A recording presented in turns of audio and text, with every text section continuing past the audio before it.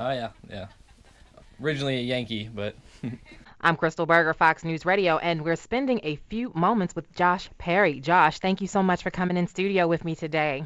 yeah, thank you. Thanks for having me. Of course. So, Josh, we're going to jump right into it. So, you grew up in Cape Cod where you fell in love with BMX. Tell me about that moment when you just fell in love with BMX.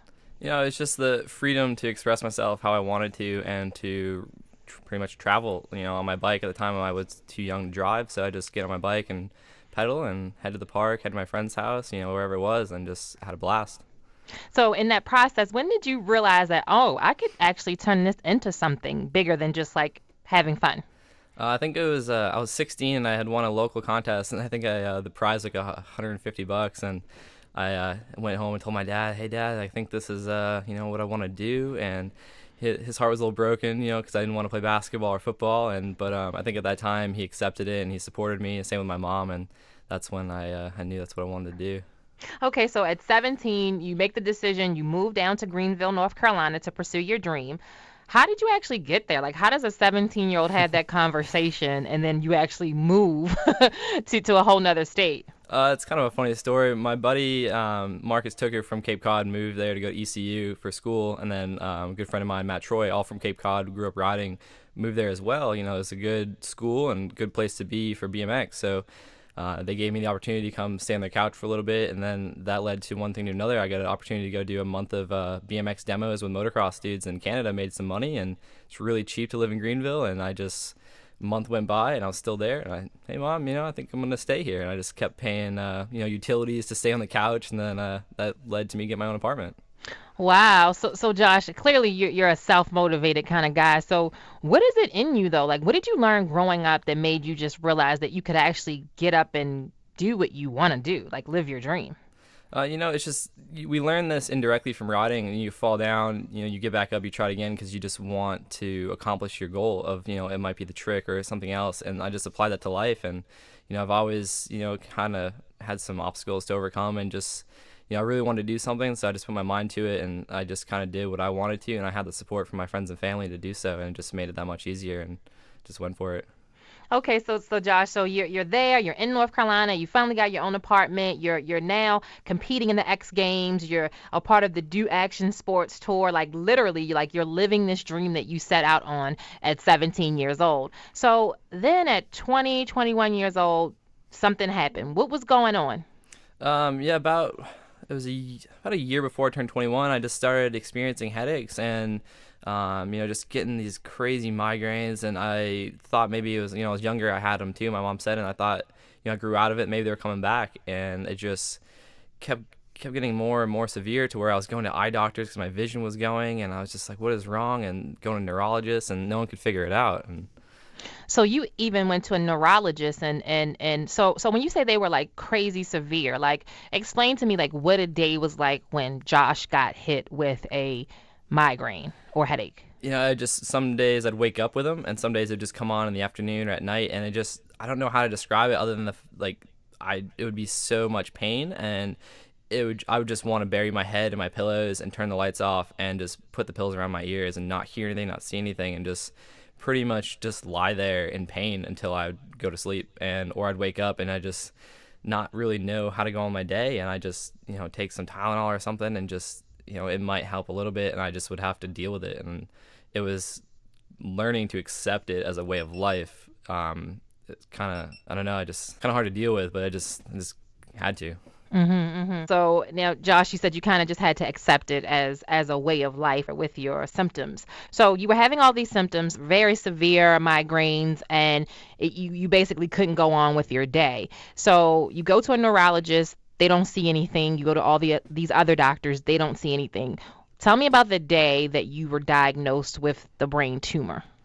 The day that was did not see that coming. I had fallen 2 days before and it hit my head, and so it was just going to get a scan to make sure there's no bleeding or swelling. And then that's when the scan came back and showed a mass taking up pretty much the whole left side of my brain. And I knew there was something wrong because it was at the urgent care where I went in Greenville, and the doctor came back, and he was kind of weird about explaining the results to me, and then he just kind of came out and said, he's like, there's something in your brain that shouldn't be there. And then I got this crazy feeling in my stomach when he said that, and I just anticipating what he's going to say. And he said, it's a brain tumor, and we're not sure if it's cancerous or not, but we do know it needs to come out. Otherwise, you will eventually die. But before that, your vision's going to go to be, you're going to be blind. And I just, once he said that, everything just shut down, and I just didn't hear anything anymore. What he was talking, but I was just, in shock, and I think I walked out while he was saying something, and they tried to stop me. I just couldn't be there, and just went and sat in my car. Wow. So basically, Josh, you're saying to me that actually BMX saved your life because if it wasn't for that fall, you wouldn't have gotten the MRI. Yes, ma'am. Yeah, BMX definitely saved my life. That trick, which I still do today, a year later after my surgery, I did my first one again, and it's one of my favorite tricks. But it definitely, that fall, that crash hitting my head saved my life. So BMX has saved my life in many ways, and that's just one of them. And that's probably the biggest way it saved my life.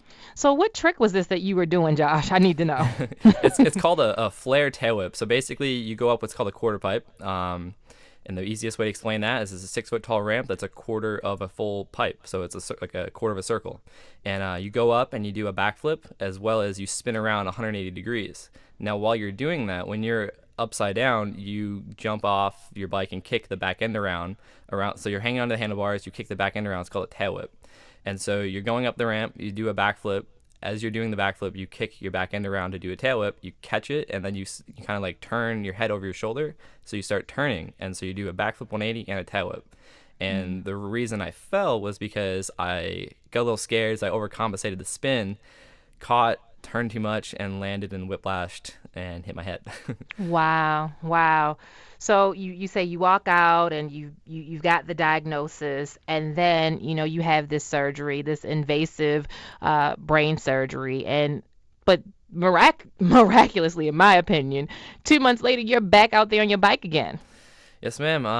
It was pretty crazy. It was 5 weeks later I started, rolling around on the ramps, just not even leaving the ground, just had my helmet on, had my pads on. I just felt great, and I was just stoked to be riding. And then as the weeks went on, everything started coming back, and the tricks came. And I think it was 12 weeks later, I was competing in the UK at a contest, and I made top 10 in the finals, and I was just thrilled because I didn't think that when I first got diagnosed, I was like, oh, I'm not going to ride my bike ever because that's what the doctor told me. He was, the first doctor told me that. And then I was like, man, like if I do, like it's going to be like a year of recovery. Like this is crazy. I just ignorantly didn't, I thought that. And so I was stoked to be riding 5 weeks later. Wow, wow. And just to kind of talk about just that process, you went out there and you got back into the game, but when you were actually recovering from that surgery, tell me about a little bit about that process. You had to get radiation, you had to get your skull cut. What were some of the things that were one physically happening to you during that period and also emotionally? Well, physically, in April 2010, I went to Duke University, and that's where I had the full-on surgery for the brain tumor by Dr. Alan Friedman. 2 years later, a routine scan showed two areas had come back, and I had to have what's called gamma knife radiosurgery, and that isn't really traditional surgery. It's actually non-invasive, and it doesn't feel anything. It's like the easiest way I can explain it is like an MRI, but less annoying because there's no sound. It's actually pretty pleasant. And I thank Electa for that and finding, I did my own research and found that. So the physical thing was the surgery, and then 2 years later, the gamma knife radio treatment. And then emotionally, it was, once I got past the thought of dying and accepting that I may die, but either way, I needed to have this surgery done or performed to have a chance at living. Now, Josh, I gotta go back. I'm sorry, I hate to cut you off in the middle of your sentence, That's but okay. you said something really powerful. Powerful. You said you had to accept the fact that you may die. You're a 21-year-old man who was clearly healthy enough to ride BMX. So, accepting the fact that you may die, what is that? How does that translate to a 21-year-old? The first time I accepted that was when I got diagnosed, and I called my mom, and I couldn't even talk for like 5 or 10 minutes, and she sat on the phone just waiting. And that's when I told her, I was like, I got diagnosed with a brain tumor. Like, I don't know how long I'm going to live. I honestly thought I was going to die. And, I went on, I think I had 2 weeks before the surgery and just kind of talking to friends and family and just, I was like, this needs to be done. So whether or not I may die, because eventually everyone's gonna die. That's just a part of life and being a human. But I wanted to have a chance at riding, and that's it. Honestly, like, I wasn't really worried about walking or being alive.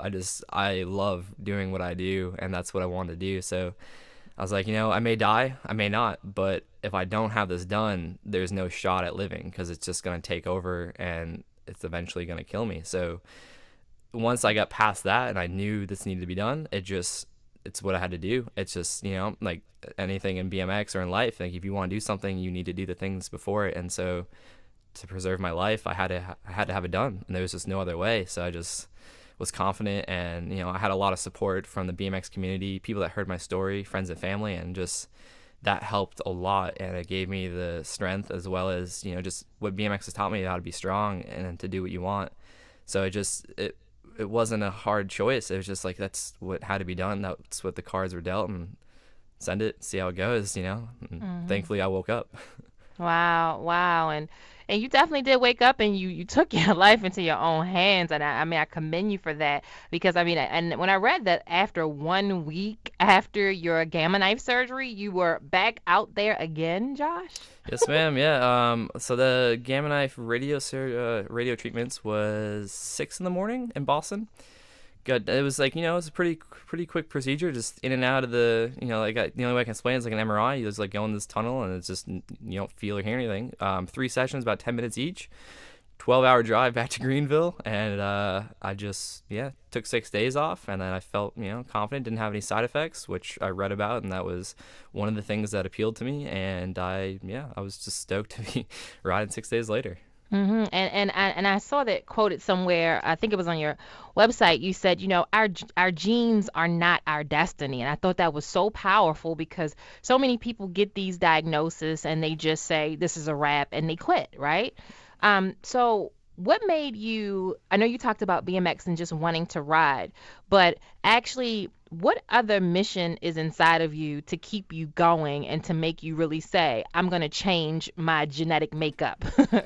Well, through my experiences, I just want to help others, especially the younger generation, learn from my mistakes. Or not only my mistakes, but my ignorance and thinking that, I'm invincible. So I try to use my story as a way to, what I've learned with, your genes and your destiny is through David Perlmutter and Mark Hyman, two of my favorite doctors to learn from. David Perlmutter actually is a neurologist who I look up to. I've learned a lot about biology, and your genes, like, they don't dictate everything, and you can eat and live a life to change the expression of your genes. Some genes you can't change, like hair color and skin tone, things like that. But when it comes to the majority of health risks and situations, like, you can live a life that can change the expression of those, so you can have a happy, healthy life. And so with all of what I've learned, and the more I learn, the more I know. Like, I learned that we don't know much. It's like, or I personally don't know much, but I just want to share that with people, and especially, like I said, the younger generation, to know that they have a chance at overcoming adversity, whether it's an injury, an illness, a mental block, or something like that. Like, use me as an example, that I had a dream, and I wanted to do that. I wanted to accomplish my goals and live my dream, and I wasn't about to let anything stop me, and at least give it a shot, give it a effort. And so I just want the kids to know, like, you eat healthy, you live a life that you're happy with, and you don't listen to other people when it comes to telling you what to do, as far as what you can and can't do in life. And I just try to lead by example. And speaking of leading by example, you're being modest, Josh. You actually are a certified holistic health coach. So tell me about the work that you do as a holistic health coach. When I was going through the training program at the Institute of Integrative Nutrition, they said one of the first things they said is, like, you don't have to coach one-on-one if that's not what you feel. Use your passions in life and your experiences to do do what you want to do, however it makes sense to you. And so I use BMX and social media as a platform to share with the world, what I have learned and what I've gone through. And so with that certification, I learned a lot, and it helped me a lot mentally with being scared of eating and different foods and this and that. But so I don't necessarily coach one-on-one. Eventually, maybe when I'm done riding, I'll look into that. But for right now, I'm still living my dream, and that's what I want to pursue.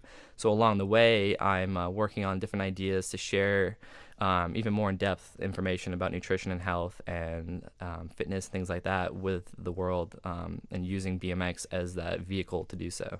Definitely, and it is still a form of coaching, like you said, social media platforms. I mean, you get your YouTube channels; those things are huge platforms to make a difference. And so, with that being said, Josh, if there's someone out there who feels like there's nothing that they can do, whether it's a physical roadblock or it's a mental roadblock, and they really feel like their dream cannot be achieved, or they feel like they've hit this obstacle or this hurdle, what's that one piece of advice from Josh Perry to someone out there who may be listening to be inspired to continue to go on? Everything, we have all the tools to do so. It's in our mind. We're the creators of our own life. And, if you believe that we're children of God, and we're creators the same way. So you can do what you want if you set your mind to it. I love it. I love it. Okay, Josh, so for people who want to follow you, they want to know more about you, or they even want to get started on their own healthy living journey, where can they go? Well, you can follow me on Instagram and Twitter, at Josh Perry BMX. I share information, my own experiences and my thoughts. I have a blog, dailybrainstorms.com, and I'm continuously updating that with different thoughts, BMX videos, interviews, and then nutrition. And I want to, I have a couple recipes up there, but I want to kind of, do more of that and just share. Just Google's an amazing tool. Like I said, David Perlmutter is one of my favorite people to listen to learn from. He's got a blog that's great. There's just so much information out there. So I try to promote, where I get my information from and give credit to those that put the work in and make life easier for all of us. So, my social media outlets and then just Google is a great tool.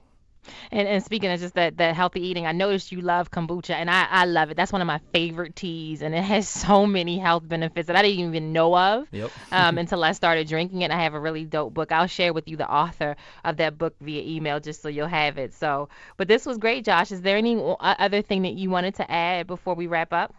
I appreciate your time, and I just, for all the listeners, just, if you have a dream and you want to do something, give it a shot, set your mind to it. It's better to take a risk to, something that you love and fail at doing that rather than always wonder what if. And that's kind of how I live my life. And yeah, just go out and have fun, enjoy life, and be happy.